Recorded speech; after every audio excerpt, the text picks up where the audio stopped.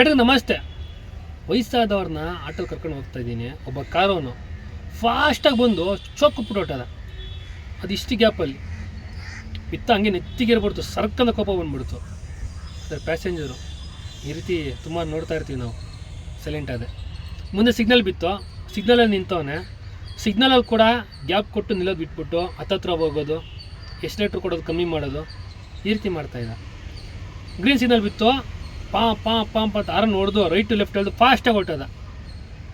ನಾನು ನಾರ್ಮಲಾಗಿ 500 ಮೀಟ್ರಿಗೆ ಡ್ರಾಪ್ ಇತ್ತು, ಇವ್ರನ್ನ ಡ್ರಾಪ್ ಮಾಡಿ ಅಮೌಂಟ್ ಕಲೆಕ್ಟ್ ಮಾಡಿಕೊಂಡು ಮುಂದೆ ಹೋಗ್ತಾ ಇದ್ದೀನಿ. ಒಂದು ಕಾರು ಆಕ್ಸಿಡೆಂಟ್ ಆಗೈತೆ. ಹಿಂಗೆ ಏನೋ ಒಂದು ಪಿಲ್ಲರ್ ಹೋಗಿ ಗುದ್ದಿರೋದು.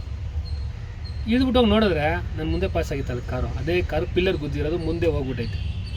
ಆ ಡ್ರೈವರ್ಗೆ ಅಲ್ಲಿರೋ ನೀರು ಕುಡಿಸ್ತವ್ರೆ. ನಾನು ಅಲ್ಲಿ ನಿಂತಿರೋ ಒಬ್ಬನ ಕೇಳಿದೆ, ಅವ್ನು ಚೆನ್ನಾಗಿ ಹೇಳ್ದ. ಏನಾಯ್ತು ಗುರು ಅಂದೆ. ಕಿತ್ತೋದು ನನ್ನ ಮಗ, ಪಿಲ್ಲರ್ ಇರೋದು ಕಣ್ಣು ಹೊಡೆದ. ಅವನಿಗೆ ಬಸ್ಸಿಂದ ಹೋಗ್ಬೇಕು ತಾನೆ, ಬಸ್ಸನ್ನೇ ಓವರ್ಟೇಕ್ ಮಾಡೋಕೆ ಹೋಗೋನೆ, ಪಿಲ್ಲರ್ ಹೋಗಿ ಗುದ್ದವನೆ, ಕಂಟ್ರೋಲ್ ಮಾಡೋಕ್ಕಾಗದೆ. ಅದೇನು ಡ್ರೈವಿಂಗ್ ಮಾಡ್ತಾರ ಏನೋ ಅಂತ ಬೈದ. ನೋಡಿ, ಇಲ್ಲಿಂದ ಫಾಸ್ಟಾಗಿ ಹೋದವನು ಅವನ ಕರ್ಮಕ್ಕೆ ಅವನು ಅನುಭವಿಸ್ತಾನೆ. ಬಟ್ ಇದು ಬಿಟ್ಟು ಇನ್ನೊಂದು ಕಾರಣ ಏನಪ್ಪ ಅಂದರೆ, ಅವನಿಗೆ ಆ ಸರ್ಕಲಲ್ಲಿ ಆ ಪಿಲ್ಲರ್ ಇರೋದು ಗೊತ್ತಿಲ್ಲ.